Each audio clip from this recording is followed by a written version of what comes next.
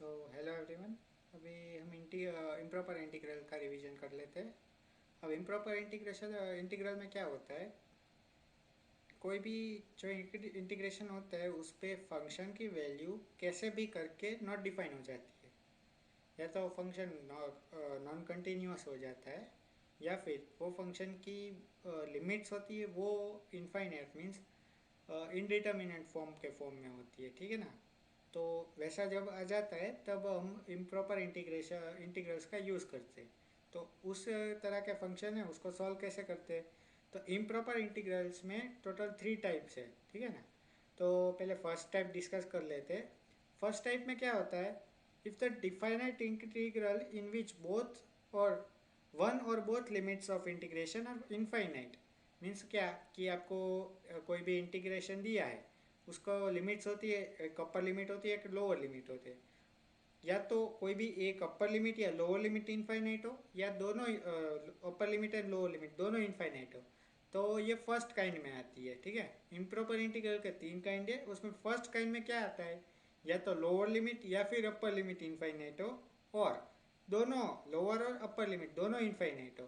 तो ऐसा केस आता है तो first kind of improper integral में आता है। अब उसको सॉल्व कैसे करना है वो देखते हैं, ठीक है। तो जैसे ये एक एग्जांपल हम देखते हैं, मतलब उसके 3 केस बनते हैं, ठीक है। जैसे पहला केस क्या है कि आपकी अपर लिमिट है वो इनफाइनाइट है। अब जब अपर लिमिट इनफाइनाइट हो तो उसको हम कैसे करते हैं, जो भी लिमिट इनफाइनाइट हो ना उसके प्लेस पे हम एक वेरिएबल डिफाइन कर देते हैं। जो वेरिएबल है ना वो 10 to इन्फिनिटी है। जैसे इधर क्या किया, जैसे ये लिमिट है A to इन्फिनिटी है। तो उस पॉइंट पे इन्फिनिट जो ए से वो इन्फिनिटी की तरफ जा रहा है, तो वो जो पॉइंट है ना उधर हमने बी लिख दिया, और बी और उस पर लिमिट ले ली। अब लिमिट जब जैसे बी टेंड्स टू इन्फिनिट है, ठीक है ना, तो ये इन दोनों का मतलब तो सेम ही हुआ, ठीक है ना, क्योंकि लिमिट लेते हैं तो उसका भी मतलब यही होता है कि बी की वैल्यू इन्फिनिट पे टेंड कर रही है। और ये जो लिमिट अपर लिमिट है उसका मतलब भी ये कि वो अपर लिमिट इन्फिनिट की तरफ टेंड कर रही है, ठीक है ना। तो उसको ऐसे लिखा जाता है। अब जैसे कि लोअर लिमिट जब कभी भी इनफाइनाइट हो तो उसको कैसे सॉल्व करते हैं, जब भी लोअर लिमिट इनफाइनाइट हो तो उसमें भी ऐसा ही करना होता है कि लोअर लिमिट है उसको कोई भी वेरिएबल से रिप्लेस कर दो। तो इधर क्या हमने माइनस इन्फिनिट है तो उसको ए से रिप्लेस कर दिया और उसकी लिमिट ले ली है, ठीक है ना। Limit a tends to minus infinite और बाद में इंटीग्रेशन कर दिया। अब इंटीग्रेशन किधर हो सकता है, जब भी को इंटरवल पे फंक्शन की वैल्यू कंटिन्यूस हो। अब फंक्शन की वैल्यू कंटिन्यूस करनी हो तो हमें ये स्टेप्स फॉलो करने पड़ते हैं। वैसे ही जब भी लोअर लिमिट और अपर लिमिट दोनों इनफाइनाइट की तरफ टेंड कर रही हो तो हमको क्या करना है, दोनों वेरिएबल को रिप्लेस करना है। पर दोनों वेरिएबल को एक साथ रिप्लेस करना पॉसिबल नहीं है, इसलिए हम क्या करते हैं उसको 2 पार्ट्स में डिवाइड कर देते हैं। जैसे माइनस इन्फाइनाइट टू इन्फाइनाइट है तो उसको 2 पार्ट्स में डिवाइड करना हो तो जनरली हम जीरो का यूज़ करते हैं। क्यों, क्योंकि माइनस इन्फाइनाइट टू एक जीरो एक पार्ट हो गया और एक जीरो टू इन्फाइनाइट दूसरा पार्ट हो गया। अब उन दोनों पार्ट में इन्फाइनाइट की जगह हम एक वेरिएबल यूज़ कर सकते हैं। जैसे इधर है माइनस इन्फाइनाइट की तरफ टेंड कर रहा है, ठीक है, तो उधर हमने ए की वैल्यू यूज़ कर ली। इधर इन्फाइनाइट की तरफ टेंड कर रहा है तो उसमें उधर हमने बी की वैल्यू यूज़ कर ली। अब चलते हैं कि इसके एग्जाम्पल पे। एग्जाम्पल में ऐसा दिया है कि evaluate integration 0 to infinity D x upon x square plus 1। तो इधर क्या हमें पता चल रहा है, फंक्शन की एक लिमिट इन्फाइनाइट दी है, मीन्स अपर लिमिट इन्फाइनाइट दी है, तो ये कौन सा केस 1 हो गया। अब केस 1 उधर क्या करते हैं हम, ये जो लिमिट है उसकी जगह पे बी को सब्सटीट्यूट कर देते हैं और उसकी आगे लिमिट ले लेते हैं, ठीक है ना। तो limit b tends to infinity integration 0 to b। 0 to b मतलब ये तो कंटिन्यूस हो गया इस इंटरवल में, तो हम इसका इंटीग्रेशन इजीली कर सकते हैं। इंटीग्रेशन 1/x² + 1 का इंटीग्रेशन क्या होता है, तो वो होता है tan−1x, ठीक है। तो उसका इंटीग्रेशन लिख लिया और उसकी लिमिट्स लिख ली। अब लिमिट्स लिख लेंगे तो upper limit tan−1b minus lower limit tan−1 0, इसकी वैल्यू फाइंड करेंगे, ठीक है ना। तो वो tan−1b है तो b की वैल्यू क्या है, इन्फिनिटी की तरफ जा रही है। अब टेन में कभी भी वैल्यू इन्फिनिट की तरफ जाती है तो टेन की वैल्यू क्या होती है, वो tan π/2 हो जाती है। tan π/2 इन्फाइनाइट है तो tan−1 इन्फिनिटी की वैल्यू क्या होगी, वो π/2 आ जाएगा, ठीक है। तो ये आंसर है जो जीटीयू में विंटर 2004 में पूछा गया था, ठीक है। अब नेक्स्ट आते हैं सेकंड काइंड के एग्जांपल पे। इस पे क्या है, लोअर लिमिट इन्फिनाइट की तरफ जा रही है, ठीक है ना। तो उस पे भी क्या करेंगे, उसकी जगह पे ए सपोज कर लेंगे और उसकी लिमिट ले लेंगे आगे इंटीग्रेशन के आगे, ठीक है ना। तो limit a tends to infinity integration a to zero और x sine x d x. इसमें भी बाद में एक्स साइन एक्स है उसका इंटीग्रेशन करते हैं। इंटीग्रेशन कैसे होगा एक्स साइन एक्स का, बाई पार्ट्स यूज करना पड़ेगा, ठीक है ना।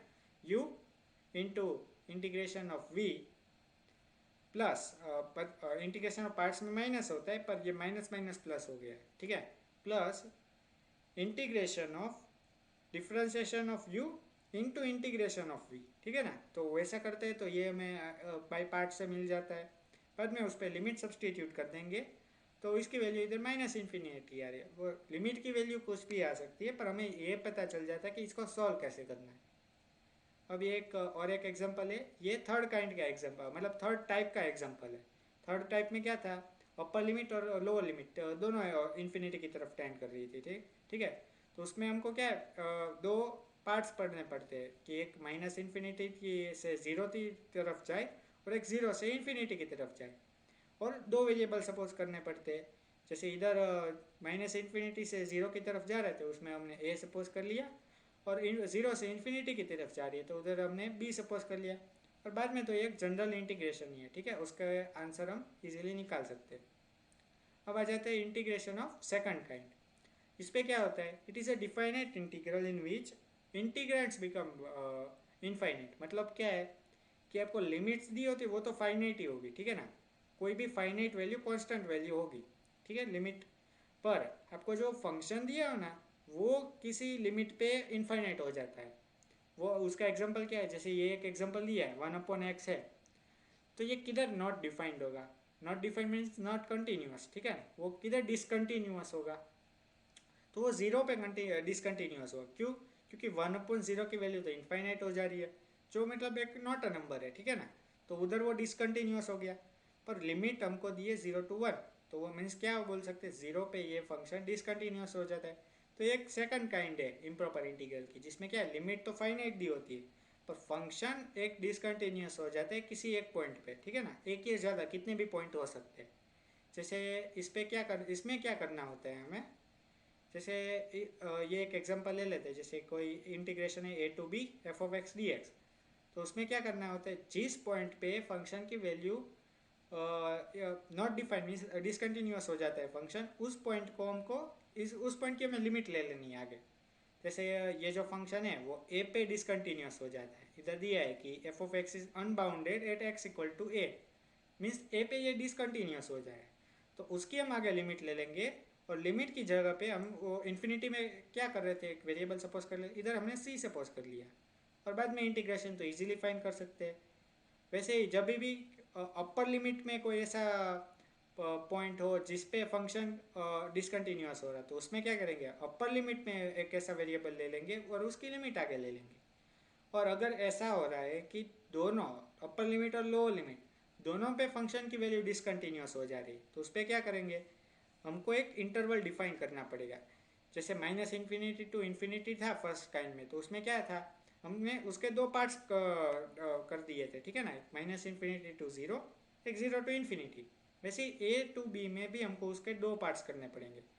एक बाद में मतलब वो डिफाइनेट नहीं है कि आपको ज़ीरो ही करना है, उसकी जगह पे आप कोई भी एक वेरिएबल मतलब कोई भी एक दूसरा पार्ट भी यूज़ कर सकते हो, ठीक है ना। तो दो पार्ट्स कर दिया, बाद में इंडिविजुअल पार्ट का एक एक वेरिएबल ले लेना है, ठीक है, ये तो ईजी है। अब उसके एग्जांपल्स देखते हैं। जैसे ये है, इसमें क्या है, ये एक फंक्शन है 1/√3 - x।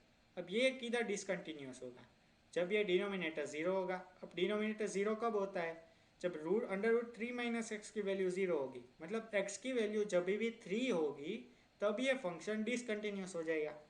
तो उस पॉइंट पे क्या करना है कि इधर अपर लिमिट है ना, उस पॉइंट पे ये फंक्शन डिसकंटिन्यूस होता है तो उसको हमने एक वेरिएबल सपोज कर लिया, इधर c सपोज कर लिया है। बाद में हम इसका इजीली एक इंटीग्रेशन फाइंड कर सकते हैं, ठीक है ना, और बाद में वैल्यू फाइंड कर सकते हैं, ठीक है। वैसे हम और एक एग्जांपल लेते हैं। इसमें क्या है, 1/x² है। अभी कोई भी डिनोमिनेटर है वो जब भी ज़ीरो होता है ना तब ये फंक्शन डिसकंटिन्यूस होता है। इसका क्या है कि x² है। अब ये डिसकंटिन्यूस कब होगा, जब एक्स स्क्वायर की वैल्यू जीरो हो जाएगी। एक्स स्क्वायर की वैल्यू जीरो कब होगी? जब एक्स की वैल्यू जीरो होगी। ठीक है, तो एक्स की वैल्यू इधर ये इंटरवल ये है 0 to 5 में किधर जीरो हो रही है? तो जीरो पे ही एक्स की वैल्यू जीरो हो जा रही है। ठीक है ना, तो इसमें क्या है, लोअर लिमिट है ना, उस पर फंक्शन डिसकंटिन्यूअस हो रहा है, तो उस पर हम एक्स वेरिएबल सी सपोज कर लेंगे। ठीक है, और बाद में हम इंटीग्रेट कर देंगे, तो वो तो ईजी है। अब एक ऐसा, ये थर्ड केस है, ये सेकंड काइंड का थर्ड केस। उस पर क्या होता है, दोनों जो हमको दिए हैं ना, उस पर मतलब एक इंटरवल दिया है, जैसे इधर क्या इंटरवल है, एक -1 to 1 है। अब उस इंटरवल पे तो ये जो इंटरवल की मैक्सिमम या मिनिमम वैल्यू है, उस पर कोई दिक्कत नहीं है फंक्शन को, वो उधर डिफाइन है और उधर कंटिन्यूस भी है। पर उस इंटरवल के बीच में एक ऐसी वैल्यू होगी जिधर फंक्शन डिसकंटिन्यूस हो जाएगा। जैसे हमने एक देखा कि कभी भी कोई भी फंक्शन हो, उसका डिनोमिनेटर नॉन ज़ीरो होना चाहिए। अगर ज़ीरो हो जाता है वो, तो वो डिसकंटिन्यूस हो जाएगा। अब x⁻² ज़ीरो कब होगा? जब x की वैल्यू ज़ीरो होगी। क्या ज़ीरो -1 और 1 के बीच में आता है? तो हाँ, वो आता है, ज़ीरो -1 और 1 के बीच में। तो इधर क्या पढ़ना पड़ेगा हमको, ये जो लिमिट्स है उसके पार्ट्स पढ़ने पड़ेंगे। जैसे -1 to 0 एंड 0 to 1, तो ऐसे हमने पार्ट्स पढ़ लिए। और उसका बाद में हमें एक वेरिएबल सपोज कर ले, इधर C1 वेरिएबल सपोज किया, इधर C2 वेरिएबल सपोज किया, और उसकी लिमिट लेते हैं। ठीक है, बाद में तो जनरल इंटीग्रेशन ही है। अब improper integration of third kind. अब थर्ड काइंड में क्या होता है, ये जो हमने फर्स्ट और सेकंड काइंड डिस्कस किया ना, उन दोनों का मिक्स है। इसमें क्या होता है कि if it is a definite integral in which one और both limit of the integration are infinite, मतलब लिमिट्स दोनों इनफाइनाइट होती है, and integrands become infinite at one और मोर पॉइंट्स। जैसे इनफाइनाइट आप एक हमने एक इंटरवल ले लिया 0 से इनफाइनाइट। ठीक है, अब 0 से इनफाइनाइट में कितनी इनफाइनाइट वैल्यू होगी? तो 0 से इनफाइनाइट में इनफाइनाइट वैल्यू होगी, उसमें से कोई भी एक ऐसी वैल्यू होगी जिस पे फंक्शन डिसकंटिन्यूस हो जाए। तो हमने क्या हुआ कि लिमिट तो इनफाइनाइट है ही, पर फंक्शन भी एक पॉइंट पे डिसकंटिन्यूस हो रहा है। मतलब फर्स्ट काइंड तो है ही और सेकंड काइंड, दोनों काइंड के इम्प्रॉपर इंटीग्रल को एक काइंड में जब मिक्स कर देते हैं, वो थर्ड काइंड बन जाता है। ठीक है ना, तो जैसे ये एग्जांपल दिया है 1/x² इंटीग्रेशन 0 to इन्फिनिटी है। ठीक है, तो 1/x² है, वो डिसकंटिन्यूअस कब होगा? जब x की वैल्यू ज़ीरो होगी। ठीक है, तो x की वैल्यू इधर ज़ीरो हो रही है, तो ये फंक्शन तो डिसकंटिन्यूअस हो जाएगा। और लिमिट भी हमें इनफाइनाइट मिली है, मतलब दोनों केस आ रहे हैं। तो इसमें कैसे सॉल्व करना है? अगर ऐसा केस आता है तो आपको स्प्लिट तो करना ही है। ठीक है, क्यों? क्योंकि इधर ज़ीरो आ रहा है। ठीक है, आप दोनों मीन्स दो चीज़ें एक साथ सॉल्व नहीं कर सकते, आपको स्प्लिट करना पड़ेगा। ठीक है, तो इधर हमने किस में स्प्लिट किया? 0 से 1 में और 1 से इनफाइनाइट में। आप बाद में इस पर आप 0 से 1 नहीं लेना, तब कुछ भी ले सकते हैं, 0 से 2 भी ले सकते हो, उसमें कोई दिक्कत वाली बात नहीं है। ठीक है ना, आपके ऊपर है कि 1 की जगह पे आप 2 लेना चाहो, 3 लेना चाहो, 4 लेना चाहो, बस इनफाइनाइट नहीं लेना है। इनफाइनाइट से छोटा कुछ भी ले सकते हो आप। ठीक है, तो वैसे, और बाद में इधर दो वेरिएबल सपोज कर लिए, इधर क्या C1 सपोज किया, C2 सपोज किया, और बाद में लिमिट फाइंड कर ली। तो इसका वैल्यू इनफाइनाइट आ रहा है, पर ऐसा ज़रूरी नहीं है जब का वैल्यू इनफाइनाइट आए। ठीक है, तो हमने ये पूरा कर दिया definite integral of third kind. अब हमने क्या, तीन काइंड के इम्प्रॉपर इंटीग्रल हमने स्टडी कर लिए है। ठीक है ना, अब हमें एक क्वेश्चन आता है कि कन्वर्जेंस या डाइवर्जेंस हमको फाइंड करना है कोई भी इंटीग्रल का, तो वो कैसे करते हैं वो देखते हैं। अब हमने क्या देखा था, सीक्वेंस एंड सीरीज में देखा था कि एक टेस्ट था पी सीरीज टेस्ट। ठीक है, वैसे ही इम्प्रॉपर इंटीग्रल में एक आता है पी टेस्ट। क्या? P integral test. क्या आते हैं? P integral test. उसके भी ऐसा ही है, जैसे कि कोई इंटीग्रेशन दिया हो। ठीक है ना, वो ए की वैल्यू पे ऐसा डिपेंडेंट होता है, ए है। ठीक है ना, वो ग्रेटर देन ज़ीरो है, ये एक इसकी कंडीशन है। अगर ए की वैल्यू ग्रेटर देन ज़ीरो है और ऐसे आपको इंटीग्रेशन दिया है, इंटीग्रेशन ए टू इन्फिनिटी, और इंटीग्रेशन का फंक्शन क्या है, 1/x⁻⁻p। अगर p की वैल्यू ग्रेटर देन 1 है तो वो कन्वर्ज, जो इंटीग्रेशन होगा वो कन्वर्ज होगा, और p की वैल्यू लेस देन और इक्वल टू 1 है तो वो डाइवर्ज होगा। ठीक है ना, ये आपको याद रखना है, बस इतना याद रखना है। अगर आपको ये भी याद रखना है तो ये भी याद रख सकते हैं, जैसे b है तो ये अपर लिमिट हो गया, और दोनों बाजू कोई कांस्टेंट दिया हो तो उसके हिसाब से भी कन्वर्ज या डाइवर्ज की कंडीशन चेंज होती है। अब जैसे पी सीरीज टेस्ट आता था सीक्वेंस एंड सीरीज में, वैसे इधर एक कंपैरिजन टेस्ट भी आता है। सीक्वेंस एंड सीरीज में भी डायरेक्ट कंपैरिजन टेस्ट और लिमिट कंपैरिजन टेस्ट आते थे, वैसे ही इधर भी डायरेक्ट कंपैरिजन टेस्ट और लिमिट कंपैरिजन टेस्ट आएगा। उसमें क्या होता है कि कोई दो फंक्शन दिए होते हैं, ठीक है। अब आपको एक फंक्शन से दूसरे फंक्शन की वैल्यू को कंपेयर करना है। जैसे पहला फंक्शन अगर कंटिन्यूस है तो दूसरा फंक्शन भी कंटिन्यूस होगा, और दूसरा फंक्शन कंटिन्यूस सॉरी कन्वर्जेंट, अगर फर्स्ट फंक्शन कन्वर्जेंट है तो दूसरा फंक्शन भी कन्वर्जेंट होगा, और अगर दूसरा फंक्शन डाइवर्जेंट है तो फर्स्ट फंक्शन भी डाइवर्जेंट होगा, ठीक है। तो वो डायरेक्ट कंपैरिजन टेस्ट हो गया। अब आ जाते हैं limit comparison test. Limit comparison test में क्या करते थे हम, एक ऐसा फंक्शन फाइंड करते थे कि जो पहले फंक्शन होता था ना, उसका न्यूमरेटर और डिनोमिनेटर में से मैक्सिमम पावर ऑफ एन हम कॉमन निकाल लेते थे। तो इसमें भी वैसा ही करना है कि maximum power of x numerator और डिनोमिनेटर में से कॉमन निकाल देनी है, और जो हमें एक्सप्रेशन मिले उसको हमको दूसरा function g of x suppose कर लेना है, और बाद में जी ऑफ एक्स की हमें कन्वर्जेंस चेक करने। वो कैसे चेक करेंगे, तो हमने अभी पी इंटीग्रल टेस्ट देखा, जिससे हम चेक कर सकते हैं कि दूसरा फंक्शन कन्वर्जेंट है या डाइवर्जेंट है, ठीक है। तो वो एक एग्जांपल देखते हैं तो उससे हमको ज़्यादा क्लैरिटी आएगी, ठीक है। जैसे ये फंक्शन दिया है integration 1 to infinity cos x upon x square. अब ये जो फंक्शन दिया है उसको कैसे देखेंगे, तो इसको हम लिमिट कंपैरिजन टेस्ट से सॉल्व करेंगे। तो पहले फंक्शन लिख लिया, तो ऊपर मतलब न्यूमरेटर और डिनोमिनेटर में से maximum power of x common निकाल ली तो क्या निकलेगा, 1 अपॉन एक्स स्क्वायर निकलेगा। अब उसको एक अलग फंक्शन से सपोज कर लेना है, जिसका जैसे हमने इसको जी ऑफ एक्स सपोज कर लिया, ठीक है। बाद में एफ ऑफ एक्स और जी ऑफ एक्स को हमें कंपेयर करना है। तो वो कैसे कंपेयर करेंगे कि अगर जी ऑफ एक्स है वो अगर कन्वर्जेंट होती है तो एफ ऑफ एक्स भी कन्वर्जेंट होगा, और अगर जी ऑफ एक्स डाइवर्जेंट होती है तो एफ ऑफ एक्स भी डाइवर्जेंट होगा। तो जी ऑफ एक्स को कैसे देख रहे हैं, इधर देखिए, इधर तो पूरी प्रोसीजर के साथ इन्होंने सॉल्व किया है। हमको ऐसा नहीं करना, हमको डायरेक्टली पी सीरीज टेस्ट से हम डायरेक्टली बता सकते हैं कि ये कन्वर्जेंट है या डाइवर्जेंट। तो पी सीरीज टेस्ट क्या कहता है कि अगर ए की वैल्यू ग्रेटर देन 0 है और ऐसा फॉर्म में 1 upon x raise to p, तो इधर हमें क्या मिलेगा, 1 अपॉन एक्स स्क्वायर है और इंटीग्रेशन 1 to infinity है, ठीक है।